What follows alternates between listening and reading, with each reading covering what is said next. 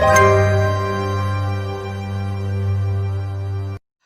అందరినీ ఆహ్వానిస్తున్నాను. మీ అందరికీ నా యొక్క వందనాలు చెల్లిస్తున్నాను.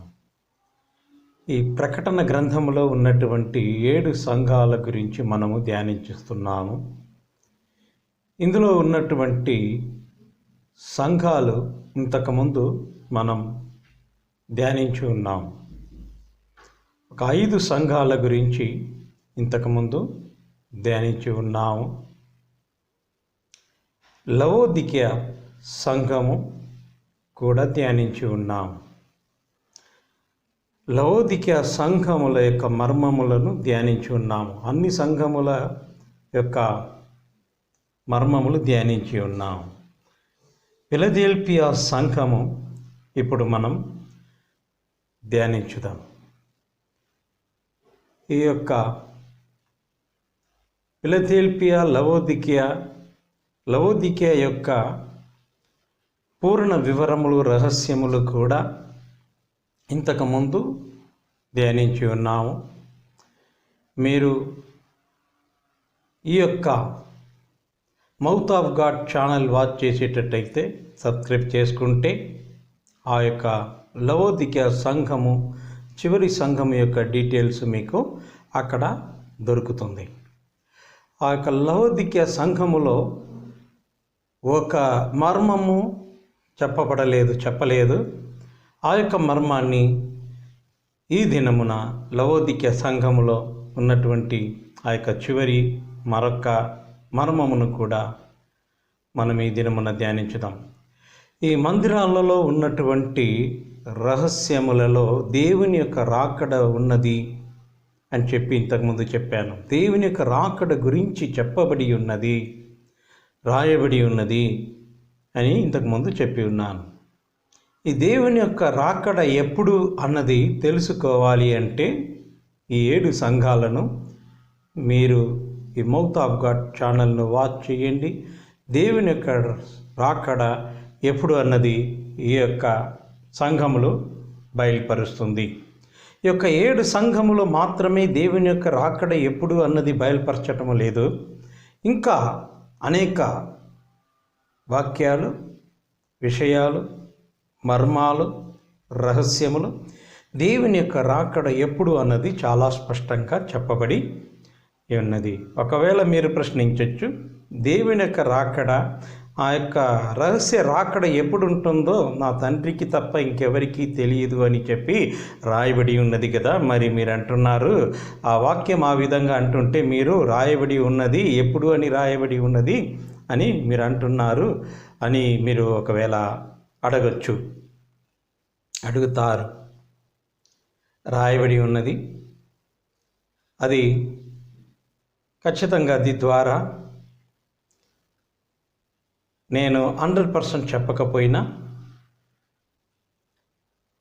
కొంతవరకు మీకు మర్మములతో చెబుతాను. 100% దేవుని ఆజ్ఞ లేకుండా కొన్ని విషయాలు నేను చెప్పకూడదు. కాబట్టి కొంతవరకు దేవుని యొక్క రాకడ ఎప్పుడు అన్నది ఆ యొక్క మర్మముల గురించి దీని ద్వారా మీకు తెలియపరుస్తాను. ఒక చిన్న ప్రార్థన చేసుకుందాం. ప్రియ తండ్రి, మా మధ్య నుండి మమ్మల్ని నడిపించు. వినే ప్రతి ఒక్కరూ విశ్వసించులాగును, అర్థం చేసుకునేలాగును, యొక్క రాకడ గురించి తెలుసుకునేలాగును, రక్షణ మార్గములో నడువుటకు కృప చెయ్యు. ప్రతి ఒక్కరూ విశ్వసించి రక్షించబడి నీ యొక్క రాకడలో ఎత్తబడుటకు కృప చెయ్యమని దయచేయమని యేసు నామములో దీనముతో వేడుకుంటున్నాను తండ్రి. ఆమేన్, ఆమేన్. ఫిలదెల్ఫియా 6వ సంఘము, ప్రకటన 3వ అధ్యాయము 8వ వాక్యము. ఇంతకుముందే నేను చెప్పాను, అన్ని మనము అన్ని వాక్యాలు కూడా చదవాలి అంటే మనకు టైం చాలదు. కాబట్టి ఇందులో ఉన్నటువంటి కొన్ని విషయాలు మాత్రం మనకు మర్మముగా ఏవైతే దాచబడి ఉన్నవో అవి మాత్రం మనము కొంతవరకు ధ్యానించుదాం. ప్రకటన 3:8 ఇదిగో తలుపు నీ ఎదుట తీసి ఉంచి ఉన్నాను, దానిని ఎవడును వేయనేరడు అని చెప్పి రాయబడి ఉన్నది. ఎవడును అని చెప్పి రాయబడి ఉన్నది. ఎవడును అన్నది మనిషిని కాదు, సాతాన్ని అని చెప్పి బైబిల్ స్పష్టపరుస్తున్నది. దానికి అనేక ఆధారములు కూడా బైబిల్లో ఉన్నవి. సరే, ఇప్పుడు మనకు అది సాతాను అనే ఆధారాలు ఇప్పుడు మనకు వద్దు, మనకు టైం చాలదు. కాబట్టి మనం తలుపు తెరవబడిన విషయాన్ని గురించి ఇప్పుడు ధ్యానించుదాం. ఇదిగో తలుపు నీ ఎదుట తీసి ఉంచి ఉన్నాను, దానిని ఎవడును వేయనేరడు. నేను మూసిన తలుపుని ఎవరు తీయలేరు, నేను తలుపు తీస్తే ఎవరు ముయ్యలేరు. అన్ని అధికారములు దేవునికే ఉన్నది. ఇప్పుడు దేవుడు ఆ తలుపు వేరు, ఇక్కడ చెబుతున్న తలుపు వేరు. ఇప్పుడు దేవుడు తలుపు తెరిచి ఉన్నాడు. ఎందుకోసం తెరిచి ఉన్నాడు, ఏ విషయము, ఎవడును కూడా ఆ తలుపును ముయ్యలేడు అని చెప్పి చెబుతున్నాడు. ప్రకటన 3:9 చెబుతుంది, యూదులు కాకయే తాము యూదులమని అబద్ధమాడు సాతాను సమాజపు వారిని రప్పించెదను. వారు వచ్చి నీ పాదముల ఎదుట పడి నమస్కారము చేసి, ఇదిగో నేను నిన్ను ప్రేమించి తినని తెలిసి కొనున్నట్లు చేసేదను. ఇప్పుడు దీని మర్మం ఏంటంటే,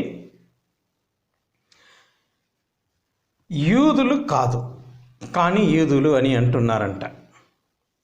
యూదులు కాని వారు యూదులని అంటున్నారు. దీని మర్మం ఏంటంటే, దేవుని బిడ్డలు కాదు కానీ వారిని అడిగితే వారు ఏమంటున్నారు, మేము దేవుని బిడ్డలము. ఎప్పటి నుండి? తరతరముల నుండి. మేము బ్రిటిష్ కాలము నుండి, తరతరముల నుండి మేము దేవుని బిడ్డలము. మేము దేవుని బిడ్డలము అనడానికి మా మెడలో ఉన్న సిలువయే మాకు మేము దేవుని బిడ్డలమని అది గుర్తుగా ఉన్నది. మీరు దేవుని బిడ్డలు అనే గుర్తు మీ యొక్క ఆత్మీయ ఫలములు, మేము దేవుని బిడ్డలము అనే గుర్తు మా చేతిలో ఉన్నటువంటి జపమాల.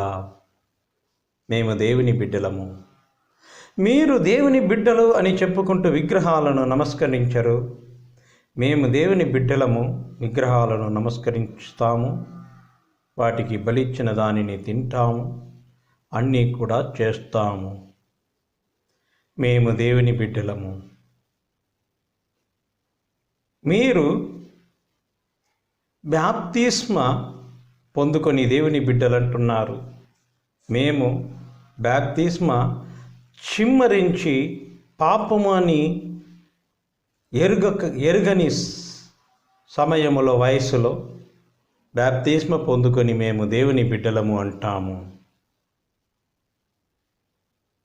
ఈ విధంగా దేవుని బిడ్డలు కాని వారు అబద్ధమాడుతున్నారు మేము దేవుని బిడ్డలమని. అలాంటి వారిని సాతాను యొక్క బిడ్డలు అని చెప్పి ఇక్కడ రాయబడి ఉన్నది. దేవుని బిడ్డలు కాని వారు అంటున్నది, సాతాను సమాజపు వారిని నీ వద్దకు నేను రప్పిస్తాను. నీ వద్దకు నేను రప్పిస్తాను. ఎప్పుడు రప్పిస్తాను?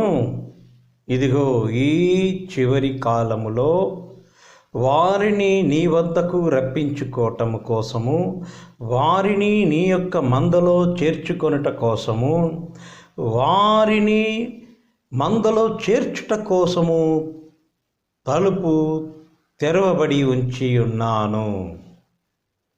ఈ అంత్య దినములలో వారు దేవుని బిడ్డలమని అబద్ధం ఆడుతున్నారు, వారు సాతాని బిడ్డలు అని బైబిల్ చెబుతుంది. ప్రకటన 3:10 నీవు నీ ఓర్పు విషయమైన వాక్యమును కైగొంటివి గనుక భూనివాసులను శోధించుటకు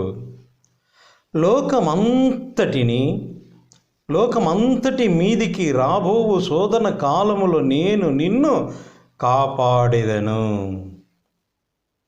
అని 10వ వాక్యం సెలవిస్తుంది. ఇక ప్రకటన 3:11 చెబుతున్నాడు, నేను త్వరగా వచ్చుచున్నాను. ప్రకటన 3:11 నేను త్వరగా వస్తున్నాను, తలుపు తీసి ఉంచి ఉన్నాను, సాతాను బిడ్డలను ఆ మందలో చేర్చబోతున్నాను అని చెప్పి అంటున్నాడు. ఇది చివరి కాలమై ఉన్నది. ఈ యొక్క భూజనులు అందరూ కూడా అందులోకి ప్రవేశిస్తారు అని అంటున్నాడు. ఆదికాండము 7వ అధ్యాయం 16వ వాక్యం ప్రవేశించిన వన్నియు దేవుడు అతనికి ఆజ్ఞాపించిన ప్రకారము సమస్త శరీరులలో మగదియు ఆడదియు ప్రవేశించెను. అప్పుడు యెహోవా ఓడలో అతన్ని మూసివేసెను. ఆదికాండం 7:16 చెబుతుంది, అనేక రకరకాలైనటువంటి మృగములు, పక్షులు, అంటే పరిశుద్ధమైనవి, అశుద్ధమైనవి మృగములే కానీ పక్షులే కానీ అందులో మొత్తము కూడా చేర్చబడింది.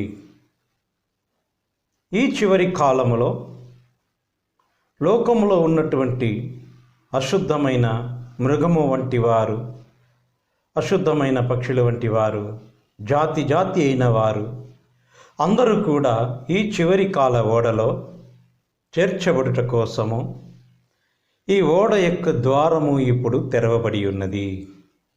ఇది అంత్యకాలమై ఉన్నది కనుక అప్పుడు యెహోవా ఓడలో అతని మూసివేసెను అని చెప్పి చూస్తున్నాం. అంటే ఇప్పుడు మనం చూసింది ప్రకటన గ్రంథములో, ఇదిగో నీ ఎదుట నేను తలుపు తెరిచి ఉంచి ఉన్నాను. ఈ తెరిచి ఉంచినటువంటి తలుపు ఇంకెంత కాలము వరకు తెరవబడి ఉంటుంది? ఎంత కాలము తర్వాత ఆ ఓడ తలుపు మూసివేసినట్లుగా ఈ తలుపు ఎంత కాలము పిమ్మట మూసివేయబడుతుంది అని బైబిల్లో రాయబడి ఉన్నది. ఇంకా మనం చూసినట్టయితే మత్తాయి 25వ అధ్యాయం 10వ వాక్యం, వారు కొనబోవుచుండగా పెండ్లి కుమారుడు వచ్చెను. అప్పుడు సిద్ధపడి ఉన్నవారు అతనితో కూడా పెండ్లి విందుకు లోపలికి పోయిరి. 25:11 అంతటా తలుపు వేయబడెను. ఇప్పుడు తలుపు తెరవబడి ఉన్న కాలమై ఉన్నది. తలుపు తెరవబడుట యొక్క కాలమై ఉన్నది. తలుపు మూయబడే కాలము రాబోచున్నది. గనుక తలుపు తెరవబడి ఉన్నటువంటి ఈ కాలములో ఈ యొక్క ఓడలో నువ్వు ఏ జాతి అయినా, ఏ జాతికి చెందిన వారైనా, అక్కడ మనం చదివాం, జాతి అయినటువంటి పక్షులు, రకరకాల జాతి అయినటువంటి మృగాలు అన్నీ కూడా ఓడలోకి ప్రవేశించింది. ఈ భూమిపై ఉన్నటువంటి ప్రతి జాతి వారు అందరూ కూడా, ప్రతి ఒక్కరు కూడా ఓడలోకి ప్రవేశించడానికి ఈ యొక్క అంత్య దినములలో ఓడ యొక్క ద్వారము ఇప్పుడు తెరవబడి ఉన్నది. ఇదిగో నీ ఎదుట నేను ద్వారమును తలుపు తెరచి ఎంచి ఉన్నాను. ఇప్పుడు ఈ ద్వారములోకి ప్రవేశించువారు రక్షించబడుదురు. ఇది ఎంతకాలము తెరవబడి ఉంటుంది, ఎంతకాలము తర్వాత ముయ్యబడబోతుంది అన్నది బైబిల్లో స్పష్టంగా చెప్పబడి ఉన్నది. ఈ యొక్క మౌత్ ఆఫ్ గాడ్ ఛానల్ని మీరు వాచ్ చేస్తూ వస్తే, దేవుడు ఒకవేళ ఆజ్ఞ ఇస్తే ఎంత కాలము వరకు తెరచి ఉంటుంది అన్న ఒక వివరణ కూడా ఈ బైబిల్ ద్వారా ఖచ్చితంగా ఇవ్వబడుతుంది. అంటే ప్రతి దానికి దేవుని ఆజ్ఞ రావాలి. ఓకే, ఇప్పుడు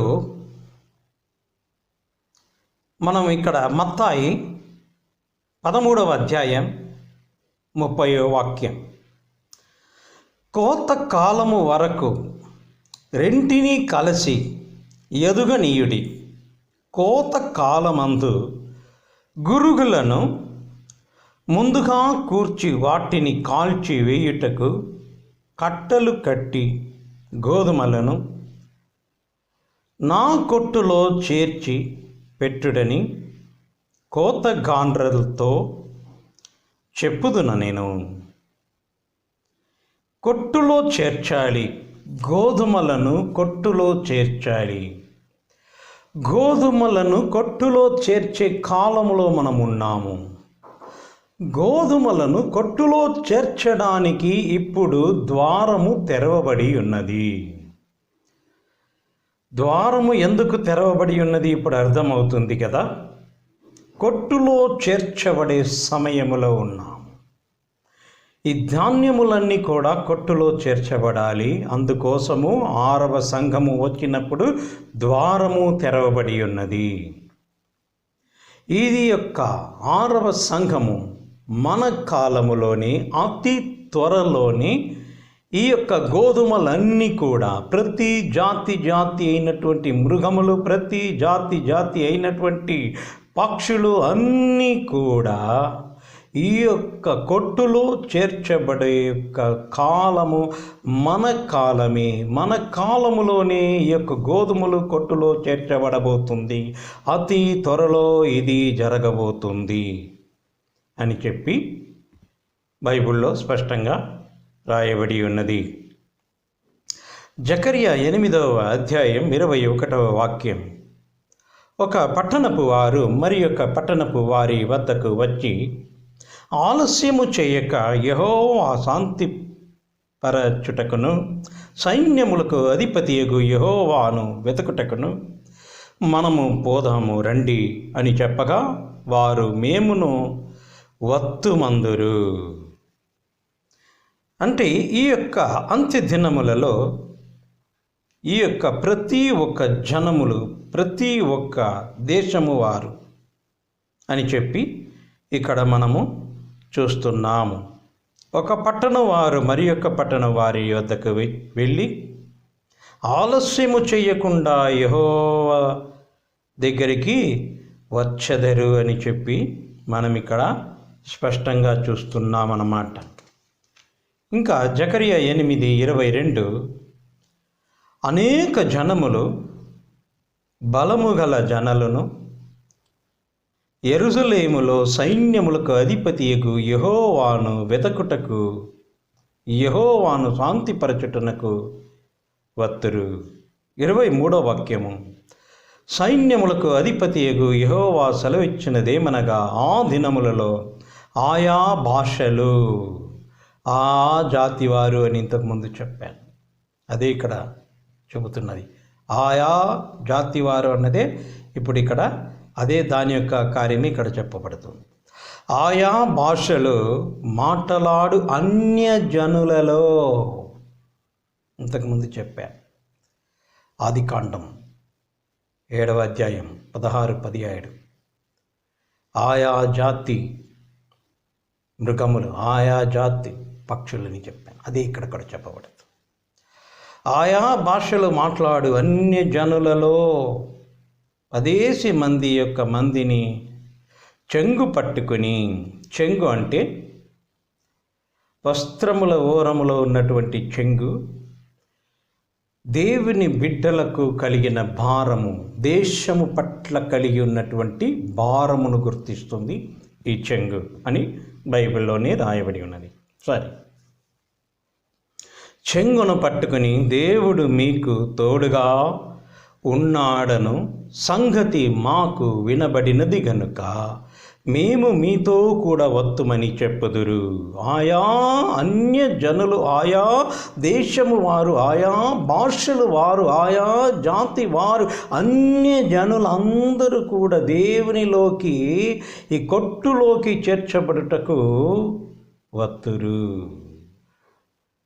ఓడలోకి చేర్చబడుటకు వత్తురు. అందుకోసమే 6వ అధ్యాయములో సంఘములో మనము చూస్తున్నది, మీ ఎదుట ద్వారమును నేను తెరచిపెట్టి ఉన్నాను, ఈ ఆయా జాతి జనులు రావుటకు, గోధుమలు చేర్చబడుటకు అని చెప్పి చూశాము. మలాకి 1:11 చెబుతుంది, తూర్పు దేశములు పడమటి దేశము వరకు అన్య జనులలో నా నామము ఘనముగా ఎంచబడును, సకల స్థలములలో ధూపమును ప్రతిమమైన అర్పణను అర్పింపబడును. అన్య జనులలో నా నామము ఘనముగా హెచ్చించబడునని సైన్యములకు అధిపతియగు యెహోవా సెలవిచ్చుచున్నాడు. ఈ అన్ని వాక్యాలకి ఒక మూల వాక్యము, ఒక దృఢమైన స్పష్టమైన అర్థమయ్యే ఒక వాక్యము. యోవేలు గ్రంథము 2వ అధ్యాయం 28వ వాక్యము. అదే అపోస్తల కార్యము 2వ అధ్యాయములో పేతురు గారు లేచి నిలబడి యోవేలు ద్వారా చెప్పబడిన వాక్యము ఇదే అని, అంత్య దినములలో మాంసమైన అందరి మీద, జనులందరి మీద, ప్రతి ఒక్కరి మీద దేవుని యొక్క ఆత్మ కుమ్మరించబడును. అప్పుడు బాలకులు, బాలకీలు ప్రవచనలు చెప్పుదురు, యవ్వనస్తులు దర్శనములు చూతురు, ముసలివారు కలలు కందురు అని చెప్పి రాయబడినది ఇదే అని చెప్పి పేతురు లేచి నిలబడి చెప్పుచున్న సంగతి మనము చూస్తున్నాము అపోస్తల కార్యములో. అది ఇప్పుడు జరగబోతున్నది. అప్పుడు జరిగేసింది కదండి, ఇప్పుడు మళ్ళీ జరుగుతుందంటారా? ఖచ్చితంగా. అంటే ఇదే అంత్యకాలము కాబట్టి జరుగుతుంది. ఇంకొక విషయము కూడా చెబుతాను.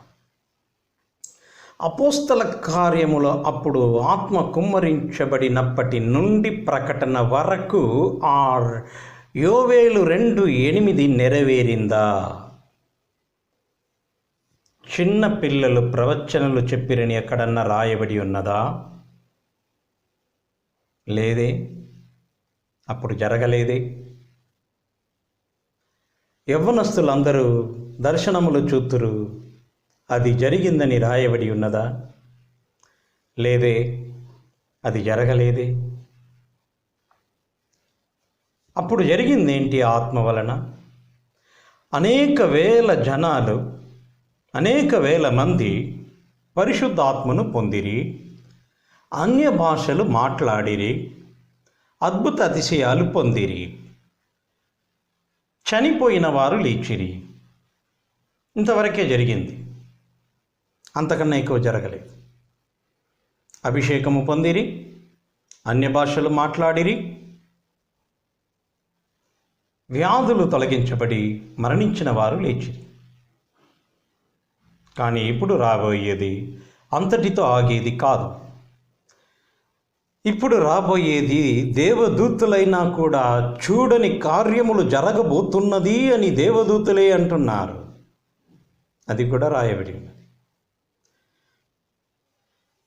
అంతటి గొప్ప కార్యములు జరగబోతున్నది. ఈ యొక్క అంత్య దినములలో పరిశుద్ధాత్మ మరలా వచ్చి ఎండిపోయినటువంటి ప్రతి ఎముకలలో, అనేక ఎముకలలో ఈ యొక్క పరిశుద్ధాత్మ ప్రవేశించి ద్వారా ఎండిన ఎముకలన్నీ కూడా, అనేకములు కూడా మరలా మనుషులుగా లేచి వత్తురు. ఎసేక్యా పుస్తకములో రాయబడిన కార్యము మరలా జరగబోతున్నది. అంతకన్నా గొప్ప కార్యములు కూడా జరగబోతున్నది అని రాయబడి ఉన్నది. దేవదూతులకైనా అది ఆశ్చర్యం అంటే మన జ్ఞానమునకు ఎలా అందుతుంది? అంతటి గొప్ప కార్యములు ఈ చివరి కాలములో సకల జాతి వారు ఈ ద్వారములోకి ప్రవేశించుటకు ద్వారము తెరవబడి ఉంచబడి ఉన్నది. అది ఈ అంత్యకాలములలో. కావున సిద్ధపడి ఉండాలి అన్నది దేవుని యొక్క హెచ్చరిక. కావున ఇది అంత్యకాలమై ఉన్నది. కావున దేవుడు ఈ అంత్యకాల దినములో దీని యొక్క మర్మములను బయలుపరచు అని చెప్పి ఆజ్ఞాపించి ఉన్నాడు. ఆయన చెప్పిన మాటలు మాత్రమే ఇప్పుడు బయలుపరచబడుతూ ఉన్నది. ఈ యొక్క అంత్య దినములలో ఈ జనులందరూ లోపలికి రావడానికి, దేవునిలోకి రావడానికి ఇది సమయమై ఉన్నది. ఇది మన కాలములోనే జరగబోతూ ఉన్నది. మన కాలములోనే ఇది జరుగుతుంది. అంత్య దినములలో యెరూషలేములో కూల్చబడిపోయినటువంటి ఆ యొక్క దేవుని మందిరము మరలా కూడా కట్టబడబోతుంది. ఆ యొక్క మందిరము కట్టబడిన తరువాత ఆ యొక్క మందిరములోకి అన్ని జనులు నది ప్రవాహము వలె ఆ యొక్క మందిరములోకి, అంటే దేవునిలోకి, యేసుక్రీస్తులోకి ఈ అంత్య దినములలో జనములు రాబోతున్నారు.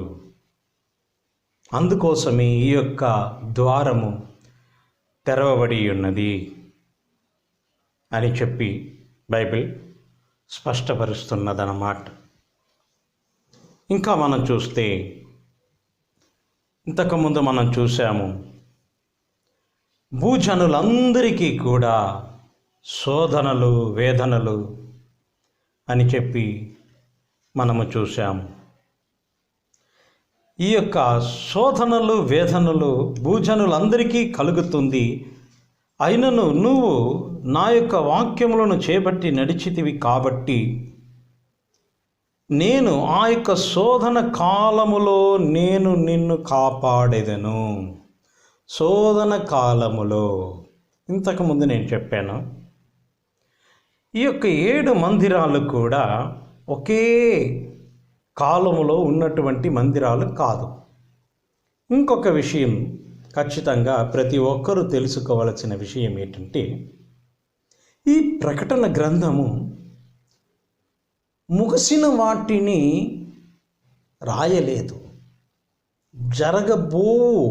రాబో కాలముల గురించి, అంత్య దినముల గురించి, ఇంకా రాబో కాలములలో జరుగు వ్యాధులు కానీ, జరుగు యుద్ధములు కానీ, జరుగు సాతాని యొక్క ముద్రలు కానీ, జరుగు సాతాని యొక్క యుద్ధములు కానీ, జరుగు సాతాని యొక్క శోధన కార్యములు, క్రియలు, ఇవన్నీ కూడా, ప్రతిదీ కూడా, ప్రకటన మొత్తము కూడా రాబో కాలము యొక్క కార్యములను మాత్రమే రాయబడి ఉన్నది అన్నది ప్రతి ఒక్కరూ ముందుగా తెలుసుకోవలసినటువంటి విషయము. రాబో కాలం గురించి, జరగబో కార్యముల గురించి చెప్పేదే ప్రకటన. జరిగినది అనేకులు జరిగిన విషయాల గురించి రాశారు. ఉదాహరణగా మోసే తీసుకుంటే ఆయన జరిగిన విషయాలన్నీ రాశారు. ఆది కాండంలో ఏం జరిగింది, అబ్రహాము కాలములో ఏం జరిగింది, అన్నీ కూడా జరిగిన విషయాలన్నీ కూడా రాశారు. ఈ విధంగా అనేక ప్రవక్తలు జరిగిన వాటిని రాశారు, కొందరు జరగబోయే వాటిని కూడా రాశారు. అంటే ఈ యోహాను గారు మాత్రము ప్రతి విషయము కూడా అంత్యకాలములలో జరగబోవు విషయములను రాశారన్నమాట. ఈయన గారు రాసిన విషయము ఈ యొక్క సంఘములన్నీ కూడా ఒకే కాలములో ఉన్నటువంటి సంఘములు కావు. రాబోవు కాలములలో కొన్ని తరముల తర్వాత ఒకటి, మరికొన్ని తరముల తర్వాత మరొకటి, మరికొన్ని తరముల తర్వాత మరొకటి, ఈ విధమైనటువంటి సంఘములలో ఈ విధమైనటువంటి జనులు, ఈ విధమైనటువంటి పాపములు, ఈ విధమైనటువంటి అవివిశ్వాసము, ఈ విధముగా దేవుని విడిచిపోయే కార్యములు, ఈ విధంగా దేవునిలో నుండి ఉమ్మి వేయబడిపోయే కార్యములు అని చెప్పి రాబోయే దినములలో జరుగు కార్యములను గురించి యోహాను గారు రాశారన్నమాట. ఇదే నేను ఈ యొక్క 7 సంఘముల గురించి మాట్లాడేటప్పుడు ఈ కార్యమునే నేను ప్రతిసారి కూడా తప్పనిసరిగా చెబుతూ వస్తున్నాను. ఒకే కాలములో అప్పుడు ఉన్న విషయము కాదు, రాబోయే విషయము, రాబోయే కాలము, జరగబోయే కార్యము అన్నది ముందుగా మీరు తెలుసుకుంటేనే ఇది అర్థమవుటకు మీకు సులభంగా ఉంటుంది అని మనము చూస్తున్నామన్నమాట. కాబట్టి ఈ యొక్క శోధన కాలములో యోవేలు 2:11 చెబుతుంది, యెహోవా దినము బహు భయంకరము, దానికి తాళగలవాడెవడు? బహు భయంకరం, దాన్ని తట్టుకోగలవాడెవడు? యెహోవా దినము అంత్యకాలములలో బహు ఘోరముగా ఉంటుందని యోవేలు 2:11 చెప్పింది కదా. అదే విషయాన్నే ప్రకటనలో రాయబడి ఉన్నది. 3వ అధ్యాయము 10వ వాక్యము, నీవు నీ ఓర్పు విషయమైన వాక్యమును కైగొంటివి గనుక భూ నివాసులను ప్రతి ఒక్కరిని అని చెప్పి ఇంగ్లీష్లో రాయబడి ఉన్నది. ప్రతి ఒక్కరిని భూ నివాసులను శోధించుటకు లోకమంతటి మీదికి రాబోవు శ్రమలు, శోధనలు అని ఇంగ్లీష్లో రాయబడి ఉన్నది. శోధన కాలములో అంటే ఇప్పుడు ఈ అంత్య దినములలో రాబోయేదే ఆ యొక్క యోహాను గారు చెప్పారు. ప్రకటన 3:10లో యోహాను గారు చెప్పుట మునుపు ఎవరు చెప్పారు? యోవేలు గారు 2వ అధ్యాయం 11వ వాక్యములో చెప్పారు. యోవేలు గారు 2:11లో చెప్పినదే ఇక్కడ ఈయన చెబుతున్నారు ప్రకటన 3:10లో. ఇంకా మత్తయి 24:8లో మనం చూసినట్టయితే అక్కడక్కడ కరువులను, భూకంపములను కలుగును, ఇవన్నీ వేదనలకు ప్రారంభము. వేదన, శోధన కలుగును అని కలగబోయే వేదనల గురించి, భయంకరముల గురించి, శోధనల గురించి, భూకంపముల గురించి, కరువుల గురించి, కరోనా వ్యాధులు, రోగములు, వాటి వలన కలుగు మరణములను గురించి, ఈ అంత్య దినములలో కలగబో కార్యములను గురించి యోహాను చెప్పిన విషయం ఇదే. తలుపు తెరవబడి ఉన్నది. ఈ తలుపు ఎంత కాలము తెరవబడి ఉంటుంది, ఎంత కాలము తర్వాత ఇది ముయ్యబడబోతుంది అన్నది కూడా బైబిల్లో స్పష్టంగా రాయబడి ఉన్నది.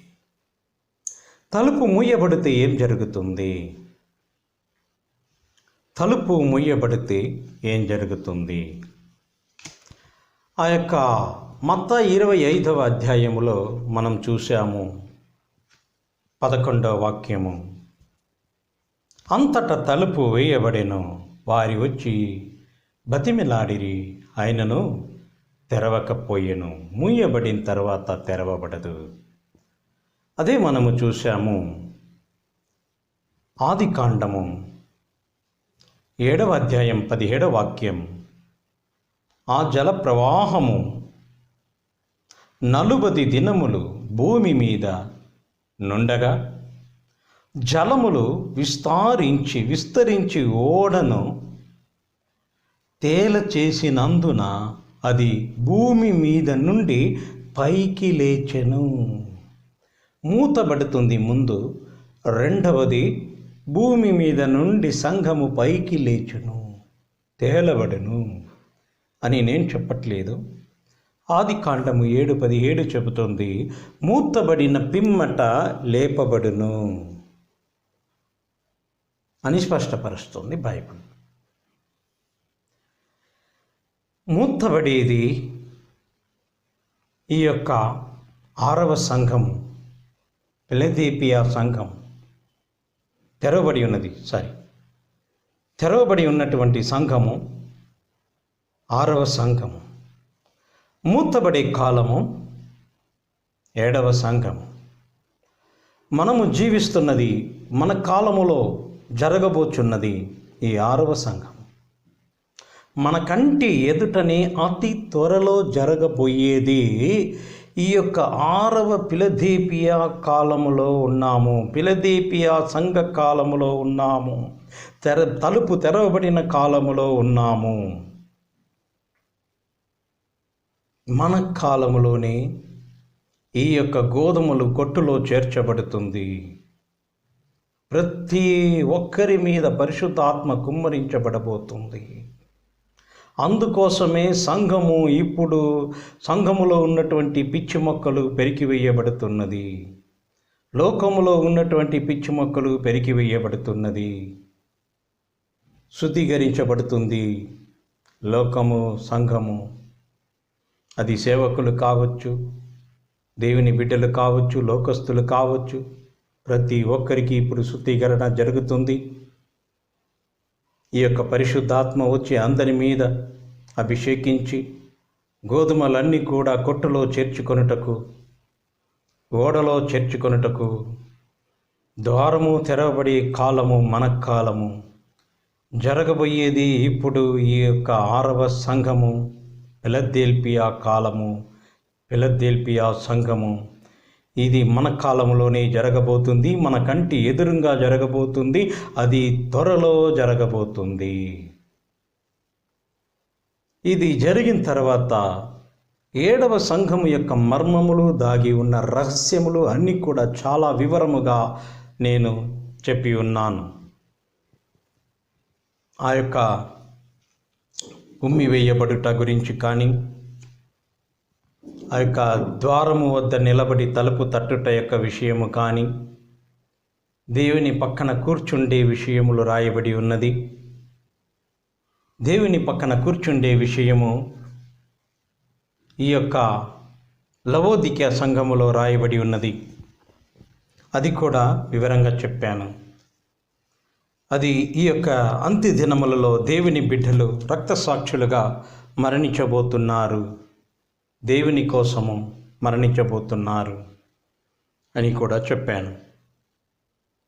21వ వాక్యములో, 22వ వాక్యములో అక్కడ దేవునితో కూడా కూర్చి, దేవుడు తన యొక్క తండ్రి వద్ద కూర్చి ఉన్న ప్రకారము జయించువాని నాతో కూడా నా సింహాసనమునందు కూర్చుండనిచ్చెదను. ఈ జయించువారు అంటే రక్తసాక్షులుగా మరణించేవారు. ఈ రక్తసాక్షులుగా మరణించేది ఈ యొక్క అంత్య దినములలో జరగబోతుంది. ఇంతకుముందు ఈ యొక్క లవోదికీయ సంఘము గురించి అన్ని విషయాలు చెప్పాను, ఒక్క విషయము తప్ప. ఆ ఒక్క విషయాన్ని ఇప్పుడు చెబుతున్నాను. అంత్య దినములలో రక్తసాక్షులుగా మరణించుట జరుగుతుంది. ఈ యొక్క అంత్య దినములలో రక్తసాక్షులుగా మరణించే విషయము జరిగిన పిమ్మట రక్తసాక్షులుగా మరణించే సంఖ్య పూర్తి అయి నెరవేర్చబడాలి. అప్పుడు ఈ యొక్క 7వ సంఘము, ఈ యొక్క రక్త సాక్షుల యొక్క మరణములు సంఖ్య పూర్తి అయిన పిమ్మట ఈ యొక్క తెరవబడి ఉంచిన ద్వారము మూతబడుతుంది, మధ్య ఆకాశమునకు ఎత్తబడుతుంది. మధ్య ఆకాశము అంటే అర్థం ఏంటి? భూమికి ఆకాశమునకు మధ్య కాదు, 3 ఆకాశములు ఉన్నవి. మధ్య ఆకాశము అంటే ఆ యొక్క 2వ ఆకాశము అని అర్థం. ఆ యొక్క మధ్య ఆకాశములోకి మందిరము ఎత్తబడుతుంది. ఈ యొక్క 7వ సంఘకాలము వచ్చినప్పుడు, 7వ సంఘకాలం ఎప్పుడు వస్తుంది? ఈ పరిశుద్ధాత్మ మన కాలంలో వస్తుంది. పరిశుద్ధాత్మ మన కాలంలో వచ్చి ఎంత కాలము వరకు ఈ తలుపు తెరవబడి ఉంటుంది అన్నది బైబిల్లో చాలా స్పష్టంగా చెప్పబడి ఉన్నది. అది చెప్పాలంటే దేవుని ఆజ్ఞ రావాలి. ఎందుకంటే మోసే పుట్టింది బయట చెప్పకూడదు. ఆ తరువాత సింసోని యొక్క తల వెంట్రుక గురించి బయట చెప్పకూడదు. ఆ తరువాత యేసు ప్రభు పుట్టింది శాస్త్రులు బయట చెప్పకూడదు. ఆ తరువాత యోహాను పుస్తకములో చూసినప్పుడు శిష్యులు అడుగుతున్నారు, మేము పండగకు వెళ్తున్నాము, ఈ యొక్క పండగకు మీరు రారా అని అడిగినప్పుడు, నేను రాను, మీరు వెళ్ళండి అని చెప్పి ఆయన ఆ తర్వాత వేరే దారిలో ఆ యొక్క పండగకు వెళ్ళి వారితో కలిసే కార్యమును మనం చూస్తున్నాం. అంటే అక్కడ చెప్పలేదు, చెప్పబడకుండా చేసిన కార్యము. నేను రాను, మీరు వెళ్ళండి అని వారిని పంపించి తర్వాత వెళ్ళిరి అని చూస్తున్నాము. కొన్ని విషయాలు చెప్పకుండా బైబిల్లో చేయబడుతుంది. చెప్పకుండా చెయ్యాలి అంటే దేవుని చిత్తమైనది మాత్రమే దేవుడు చెబుతాడు. కాబట్టి దేవుని యొక్క పని మనిషినైనటువంటి నేను ఆయన ఆజ్ఞ మాత్రమే బయలుపరచుటకు పనివాడినై ఉన్నాను. ఆయన ఆజ్ఞాపిస్తే ఎంత కాలము ఈ యొక్క పరిశుద్ధాత్మ భూమిపైకి వచ్చి ఎంత కాలము వరకు ఈ యొక్క ద్వారము తెరవబడి ఉంటుంది. ఈ యొక్క 7వ సంఘ కాలము ఎప్పుడు వచ్చి ఈ యొక్క రక్తసాక్షులు ఎప్పుడు అవుదురు, ఈ రక్తసాక్షుల తర్వాత తలుపు మూసబడుతుంది అని చెప్పి బైబిల్లో అన్ని వివరణలు కూడా చాలా స్పష్టముగా రాయబడి ఉన్నది.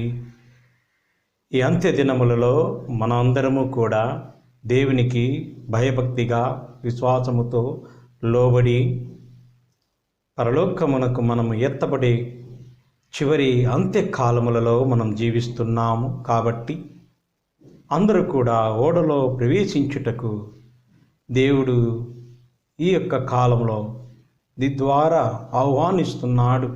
కాబట్టి అందరికీ ఆహ్వానమై ఉన్నది పరలోక రాజ్యములోకి. అందరూ కూడా దేవుని యొక్క రక్షణ, ఉచిత రక్షణ పొందుకోవటానికి దేవుని యొక్క ఆహ్వానమై ఉన్నది.